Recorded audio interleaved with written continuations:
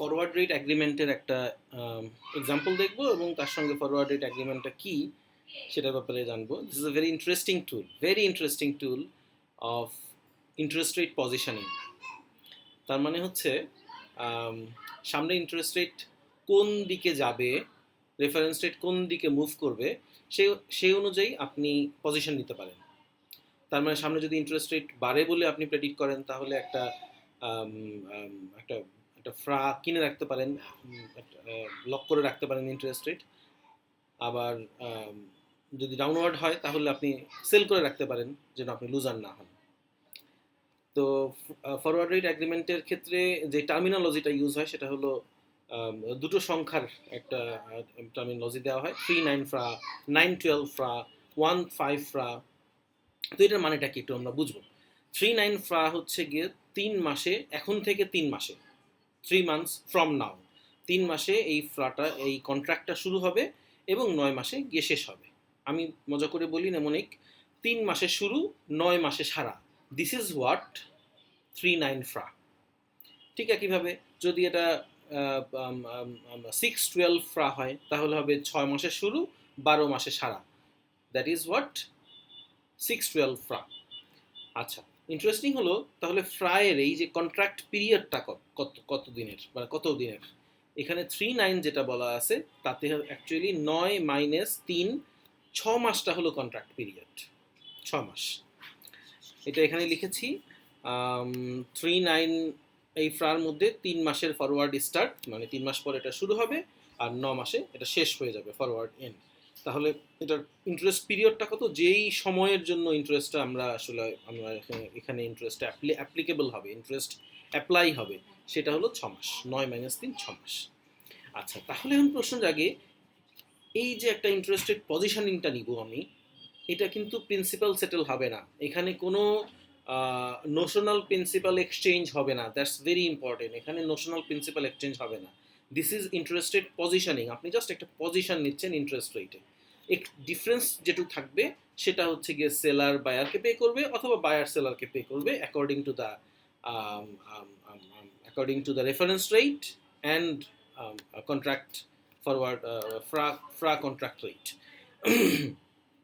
আচ্ছা, তাহলে এই যে সেটেলমেন্টটা হবে এটা কখন হবে? প্রথম প্রশ্ন, ট্রেড ডেটে হবে, মানে যখন আপনি ট্রেড করতেছেন একেবারে জিরো টাইমে তখন হবে, নাকি অ্যাট দ্য মান্থ অফ 3 তখন হবে, না অ্যাট দ্য মান্থ অফ 9, মানে যখন কন্ট্রাক্ট পিরিয়ড শেষ হবে তখন গিয়ে এটা সেটেলমেন্ট হবে?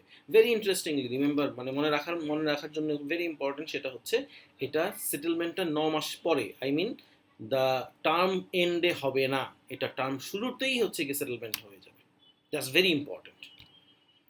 FRA is normally settled. FRA is normally settled at the beginning of an underlying interest period, not at the end. That's very important. তাহলে বেসিক্যালি এখানে আমরা ডেট পাচ্ছি তিনটা: ট্রেড ডেট, ফিক্সিং ডেট আর ম্যাচুরিটি ডেট। ট্রেড ডেটে শুধু ট্রেডটাই হবে, একটা contract agreed হবে ফরওয়ার্ডের জন্য, এর বাইরে কিছু না, এখানে কোনো সেটেলমেন্টের ইস্যু নাই।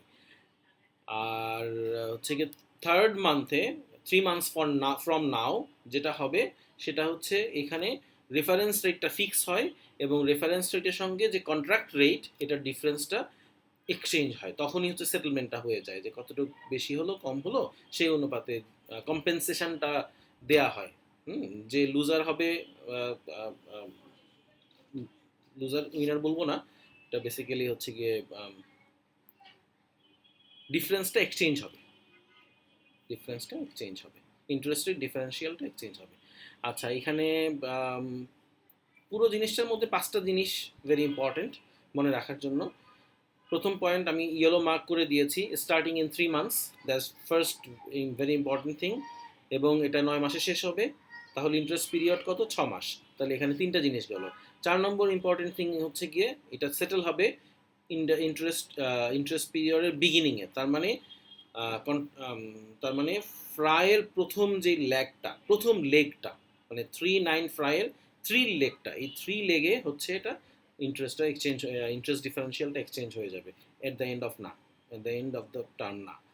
আর 5 নম্বর হচ্ছে প্রিন্সিপাল কখনো এক্সচেঞ্জ হবে না, এখানে নোশনাল প্রিন্সিপালের কোনো এক্সচেঞ্জ হবে না। শুধু ইন্টারেস্ট রেটের যে ডিফারেন্সিয়ালটা সেটাই এক্সচেঞ্জ হবে। ওকে, আমরা একটা কোয়েশ্চেন দেখি। এখানে বলা আছে 3.9 ফ্রা কন্ট্রাক্ট করা হয়েছিল 2.57%-এ 10 মিলিয়ন নোশনালের উপর। এই নোশনাল কিন্তু জাস্ট নোশনাল, এখানে কোনো প্রিন্সিপাল নাই, চেঞ্জ হবে না। আচ্ছা, 6 মাসের লাইবর 3 মাস পরে যখন স্টার্ট ডেট আসলো, এই যে 3 মান্থস ফ্রম নাও, তখন যেটা হলো যে লাইবর হচ্ছে গিয়ে তখন 2.8% হয়ে গেল। 2.57-এ কন্ট্রাক্ট হয়েছিল, তার মানে যে বোরোয়ার, যিনি টাকাটা বোরো করবেন, তিনি 2.5% রেটে উনি এটা লক করেছেন যে 3.57%-এর উপরে আমি দিব না, এটা আমি 2.57% দিব। তো যিনি সেলার উনিও অ্যাগ্রি করলেন যে 2.57%, কিন্তু 6 মাস যখন পার হয়ে গেল, 3 মাস যখন পার হয়ে গেল, তখন দেখা গেল যে 2.8% হচ্ছে লাইবরের রেট। তার মানে লাইবরের রেট বেশি হয়ে গেছে। তাহলে এটা কার ফল্ট, বা কে এখানে আসলে পে করবে? বেসিক্যালি বোরোয়ার যিনি, উনি তো 2.57-এ লক করেছেন। সেলার হচ্ছে এখন এই যে ডিফারেন্সিয়ালটুকু, এইটুকু ডেমারেজ দিবে, এইটুকু কম্পেনসেট করবে বোরোয়ারকে। যেটুকু ইন্টারেস্ট রেট বোরোয়ারকে বেশি পে করতে হচ্ছে 2.8%। উনি যদি এখন বাজারে যান, বোরোয়ার যদি এখন বাজারে কারো কাছ থেকে লাইবর রেটে বোরো করতে যান, হি হ্যাজ টু পে 2.8%। যেহেতু ওনাকে 2.57 থেকে বেশি রেটে পে করতে হচ্ছে বাইরের কাউকে, যেহেতু নোশনাল এখানে এক্সচেঞ্জ হয় না, বাইরে কারোর কাছ থেকে ওনাকে বড় করতে হবে। সেই জন্য এই যে ডিফারেন্সিয়ালটুকু, এই ডিফারেন্সিয়ালটুকু বড় সেলার অথবা ব্যাংক বলতে পারি, সেলার ইউজুয়ালি বিগ ব্যাংক সাধারণত সেলার হয়, এই সেলার হচ্ছে ইকে বড়োয়ারকে কম্পেনসেট করে দিবেন। ঠিক আছে, তুমি বাইরে থেকে কোথাও থেকে কিনে নাও, যেটু বড় করে নাও, আমি তোমাকে ডিফারেন্সটুকু দিচ্ছি। তাহলে এখানে ক্যালকুলেশনটা কি হবে? ক্যালকুলেশনের মেথোডোলজি এখানে বলা আছে। বেসিক্যালি হচ্ছে এফ মাইনাস এল। এফ হলো ফরওয়ার্ড কন্ট্রাক্ট রেট, আর এল হচ্ছে গিয়ে লাইবর রেট। এই ডিফারেন্সটুকু হলো কম্পেনসেট করতে হবে। তো কম্পেনসেশন অ্যামাউন্টটা পার্সেন্টেজটা উপরে থাকবে, এটাকে আমরা টেনর অ্যাডজাস্ট করব।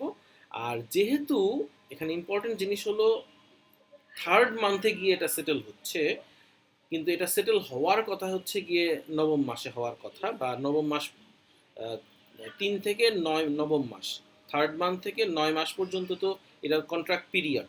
সো 6 মাসের ইন্টারেস্ট রেট সে পাবে। তো 6 মাসের কম্পেনসেশন পাবে।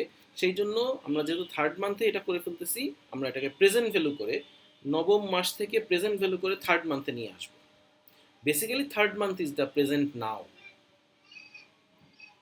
আচ্ছা, তাহলে সেই জন্য ডিসকাউন্টিং করে ফেলতে হবে। ডিসকাউন্টিং করে কম্পেনসেশন অ্যামাউন্টটা, নোশনালকে যদি আমরা ইন্টারেস্ট রেট ডিফারেন্সিয়াল দিয়ে মাল্টিপ্লাই করি, তাহলে হচ্ছে কম্পেনসেশন অ্যামাউন্টটা চলে আসবে।